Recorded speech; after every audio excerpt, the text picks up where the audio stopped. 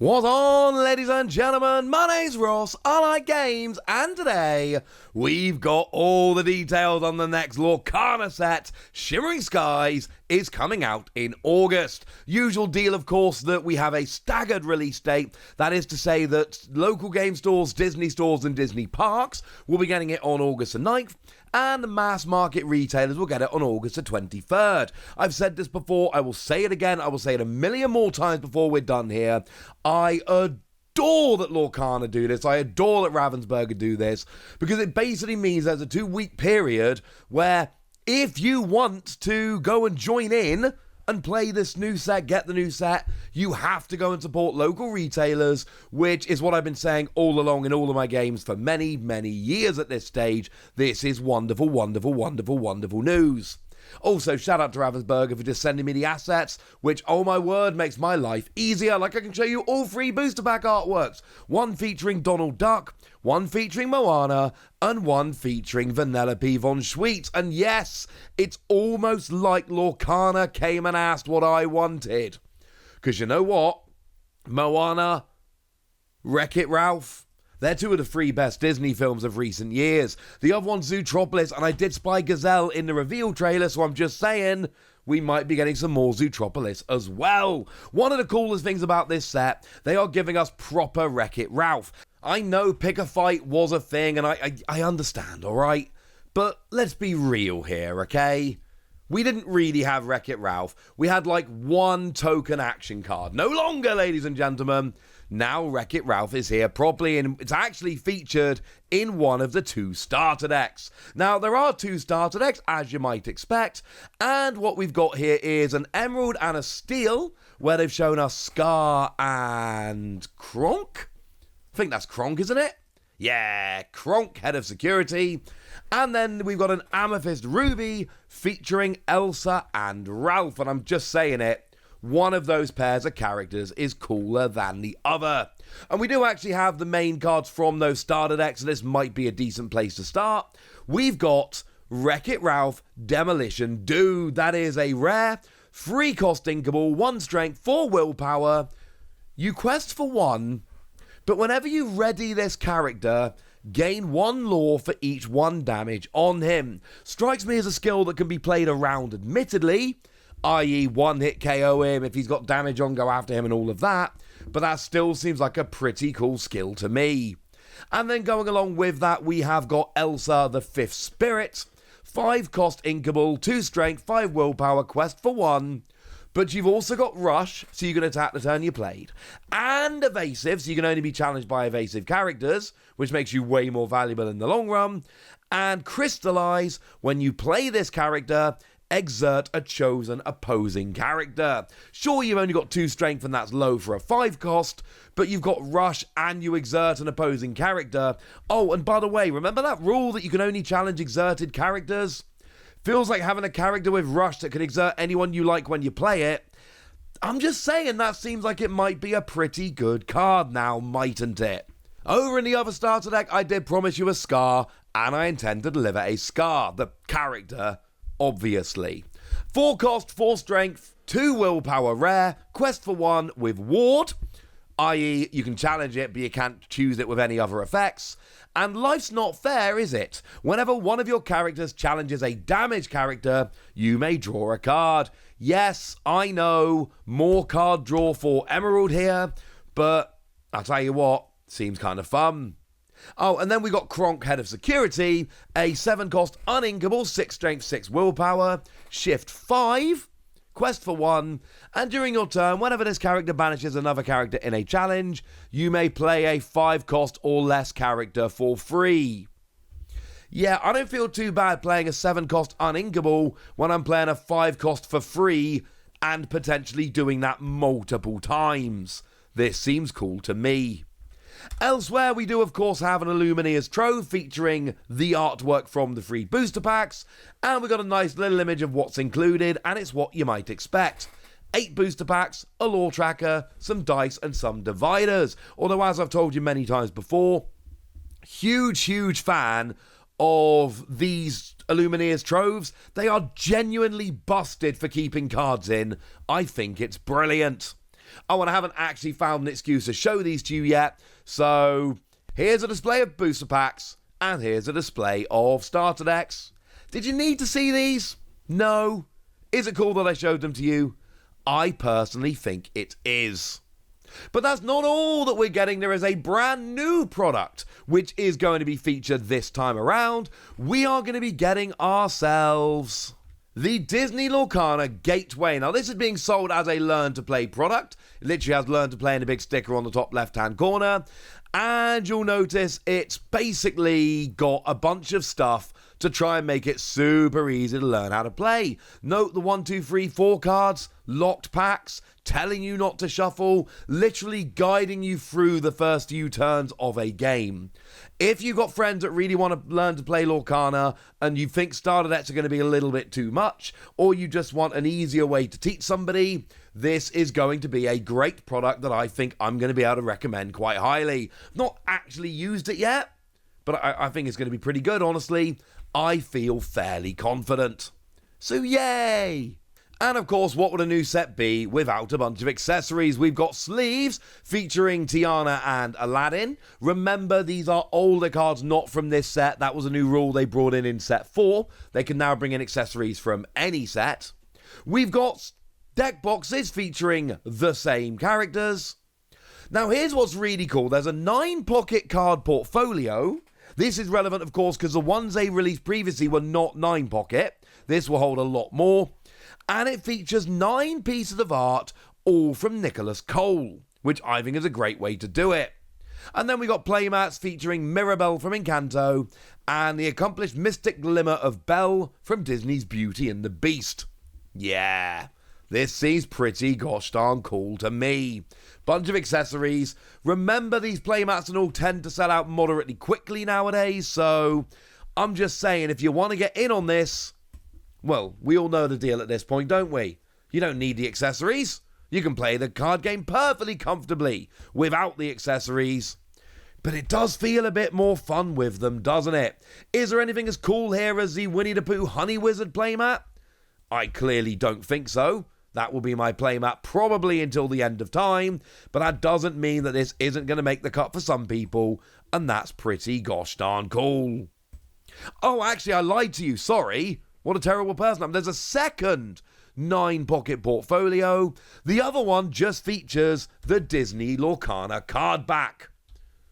Which, come on, we always see this. Every card game does this, where they wait a little while, and then they start giving you accessories with the card back.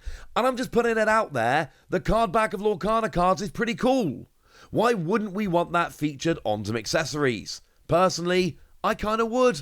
But if you look at this nice composite image here, you might notice they've got the sleeves as well. Again, this is very standard. I don't think I've played a lot of card games in my time. I don't think I've ever played a card game that didn't do just sleeves of the card back. It's a rite of passage, and I absolutely love it. Now, that's all the products and everything that's coming along, but there were just a bunch of random card reveals. And I could just end the video without showing you every new card that's been revealed, but frankly, I don't want to, and I'm not going to. So we've got ourselves a common Vanellope von Schweetz, 1 cost Inkable, 2 strength, 2 willpower, quest for 1. Standard, 1 cost with decent stats. That's it. Nothing more, nothing less. We've got Kristoff Reindeer Keeper, a 9-cost uninkable, which sounds terrible. 3 strength is not good, 7 willpower is good. Questing for free is very nice. Having bodyguards so that you can protect your other characters and make your opponent attack Kristoff is quite nice, especially with a 7 willpower. But what really makes this card tick is Song of the Herd. For each song card in your discard, you pay 1 ink less to play this character. That makes a gigantic difference, very much like Chernabog. And yes, I'm clearly biased towards Chernabog. I did have the reveal of Chernabog. It made me very happy. I don't care. I'm biased and I'm happy and I'm loving it and I'm absolutely comfortable being there. But the point is, this is another card like that, which is to say that you can wait a bunch of turns, wait till you've had enough songs played, and then you can go ahead and actually play this for free, which honestly I think sounds good. That sounds alright to me, ladies and gentlemen. That sounds alright by me. Sound like a plan? Excellent. Now, elsewhere in this set, we've got ourselves You're Welcome. Yeah, that's right, we got a new song, the best song, although my sons would argue Shiny is better. 4-cost Inkable song, and you shuffle a chosen character, item, or location into their player's deck to draw 2 cards. Now, this card is weird to me, because I love it as removal. I love getting rid of one of my opponent's items, locations, characters, whatever. I don't love giving them 2 cards. But I do kind of like the idea that if I'm in need of a bit of an injection of draw, I can get rid of one of my own items or locations, maybe one that served the purpose I really needed it for, and draw 2 cards myself. It says chosen, not your opponent's or anything like that, so you can target your own for a little bit of draw, or target your opponent's for a little bit of removal, but I don't love that if I'm doing the removal game I have to give my opponent cards. That makes me a little bit sad. We've also got Taffeta Mutton Fudge. Yeah, that's right. They are apparently going pretty hard on Wreck-It Ralph. I'm here for it. I will be collecting these in foil because I love Wreck-It Ralph. It's a phenomenal film. 2-cost Inkable, 2 strength, 2 willpower, quest for 2. It's a vanilla card, but it's a 2-cost Inkable that quests for 2 and doesn't have terrible stats for a 2-cost. That's alright by me. And then we got ourselves a couple of legendary cards to finish. Donald Duck Pie Slinger, who is of course one of the cards from the booster pack art, so you would imagine it's going to be good. 5-cost Inkable, 3-cost 6 willpower, quest for 1. Shift 4, so you pay 4 to play it on top of an existing Donald Duck. But when you play this character with Shift, each opponent loses 2 lore. That is redonk. That is a phenomenal skill. This is a skill about which I'm very, very happy. I don't believe right now we actually have a 1-cost Donald Duck. We do have the 2-cost Boisterous Fowl, a 2-cost with decent stats and nothing more, and it is in the same ink, but of course we often do get, when we get a good shifting card, we often get a good shift target, so wait and see whether we get one here. Oh, and while your opponent has 10 or more lore, you gain 6 strength. When your opponent's halfway to winning, this becomes a 5-cost Inkable character with 9 strength, 6 willpower that removes 2 of your opponent's lore.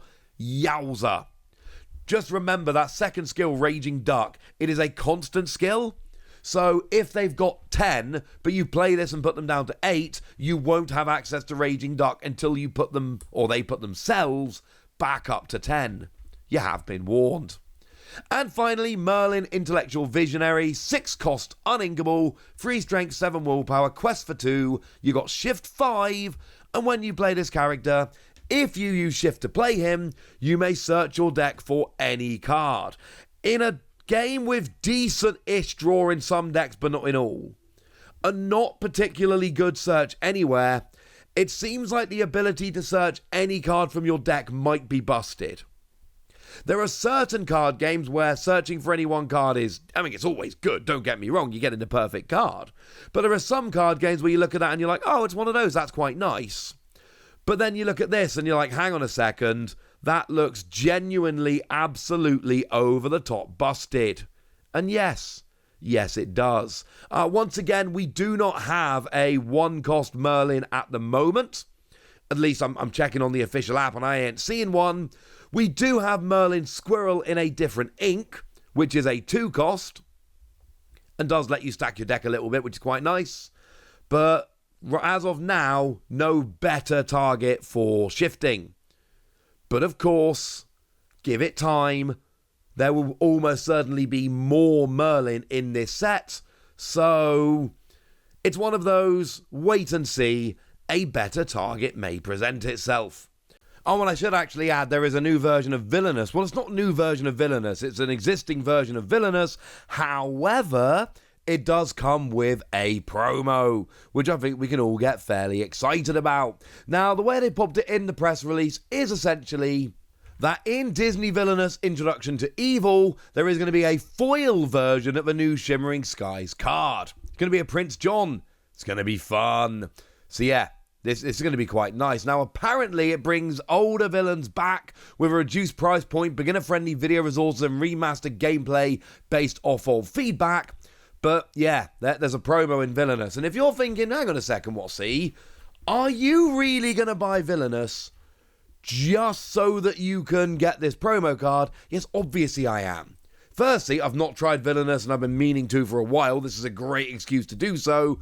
And secondly, it's a new promo card. What am I going to do? Miss a new promo card? Nah, ladies and gentlemen, that is absolutely not what I'm doing. So there we go. That's all the products we've seen, all the cards that I've seen revealed, everything that was in the press release, and a little bit more, frankly. So now it's over to you guys. Let me know what you think about this set. Let me know what you're hyped about. Tell me how excited you are for full-on Wreck-It Ralph, because I'm telling you, I'm hyped. But I want to hear from you guys. So let me know in the comment section, would you? Go nuts! Be nice. And then make sure you like this video, subscribe to this channel, follow me on Twitter at TheWasi. That's where we talk about Lorcana and a whole bunch of other card games. And please do consider checking out patreon.com/PTCGradio, where you can support the channel, get some bonus podcasts, and all kinds of fun things.